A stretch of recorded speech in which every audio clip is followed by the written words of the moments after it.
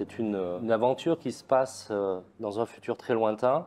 C'est une histoire de chasseurs de reliques, donc un univers qui est déjà en place avec des maîtres stellaires qui régentent, je dirais, l'univers.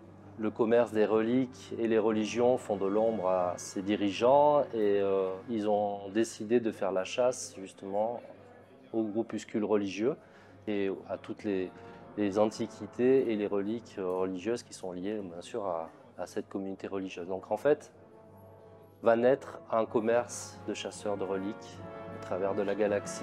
Et on va voyager sur des mondes étranges. Et, voilà. Donc c'est une grande BD, je dirais, avec un souffle assez important voilà, dans la variété de paysages, de planètes à découvrir, de communautés différentes, de vies, de mondes et de races extraterrestres différentes. Donc voilà.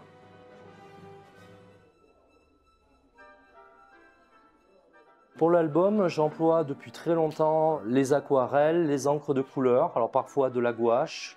En fait, je ne suis pas un puriste vraiment d'une technique. Pour moi, chaque peinture amène quelque chose. Si on veut faire des choses très opaques, je peux travailler avec de l'acrylique.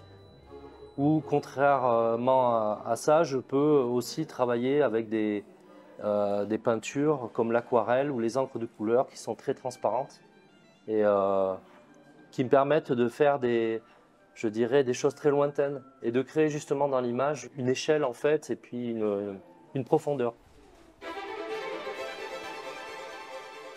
Pour la création d'une planche, il me faut une semaine à peu près, du storyboard à la version finalisée. Je réalise d'abord des crayonnés, je recherche le mouvement, le dynamisme dans la page. Ou au contraire, si c'est une scène de dialogue, j'essaie de trouver une ambiance. Donc tout part par des croquis préparatoires pour arriver finalement après à mettre tout sur papier et à réaliser les couleurs. On appelle les couleurs directes. Alors là, c'est une réalisation, je dirais, où on part du crayonné, on encre et on fait les couleurs en même temps. Donc tout est sur la même page. Donc c'est extrêmement compliqué, c'est sûr.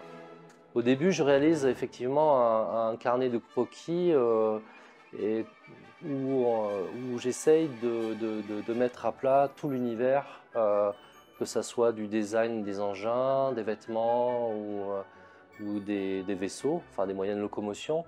Mais en fait, c'est presque une déformation que j'ai eue dans le jeu vidéo, où en fait je faisais tout ce travail, j'étais designer, et je faisais tout ce travail par rapport à la cellule aventure, qui était une cellule qui écrivait. Nous on partait de ces bibles et on dessinait tout ce qu'il y avait dans les bibles en fait. J'aime bien cette planche parce que justement c'est ce qui a été compliqué, ça a été de faire rentrer des choses gigantesques dans des petites cases. Et dans la science-fiction, en space opéra, on a souvent ce genre de cas de figure où on essaye de faire des choses extrêmement denses et avec en plus une chorégraphie, ce qui est encore plus compliqué.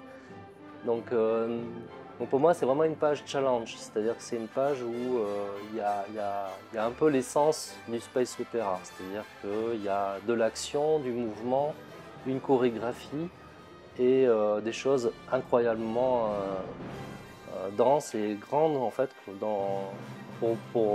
et impressionnantes. Et ça, c'est pas très facile à faire.